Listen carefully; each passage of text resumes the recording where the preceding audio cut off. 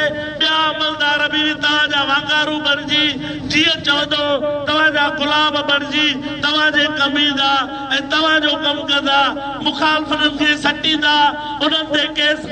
दाख़िल कंदा उन्हनि खे गिरफ़्तार करे उन्हनि खे हिसाईंदा उन्हनि खे मैन्युपुलेट करे तव्हांजा मफ़ाद हासिल करे ॾींदा। हिन भेरे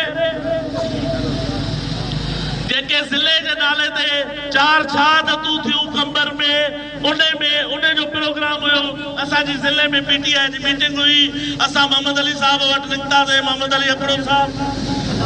असांखे मीटिंग जो टाइम 12 बजा हुयो 12 बजा खां 1:30 बजा थी विया मोहम्मद अली साहब न अचे जेको सदाईं असांखां अवल वेठो हूंदो असांजो इंतज़ार कंदो आहे दोस्त अचनि मीटिंग शुरू कयूं 1.5 कलाक खां मोहम्मद अली साहब न पियो अचे असां पुछियोसीं छा मामलो आहे चई बाबा 4 शहादतूं जेके कंबर में थियूं 16-17 साल अवल उन्हनि जे यादगार लाइ प्रोग्राम कयो वेंदो आहे उन में सिर्फ़ु मोहम्मद अली साहब ई शरीक थींदो आहे बाक़ी वॾेरा बोतार जेके पंहिंजा मफ़ाद वठणा हुआ मफ़ाद वठी हलिया विया। हाणे नसीराबाद में छा थियो आहे अचूं था नसीराबाद जी ॻाल्हि ते त नसीराबाद जे बुनियाद खे कंबर ते उन्हनि मुकमिल कब्ज़ो करे छॾियो शदाब कोट वॾेरनि मीरनि जे हथ में आहे 12 ते उन्हनि जो मुकमिल कब्ज़ो आहे गाजी पावण में उन्हनि जे चवण खां सवाइ पन नथो तुरे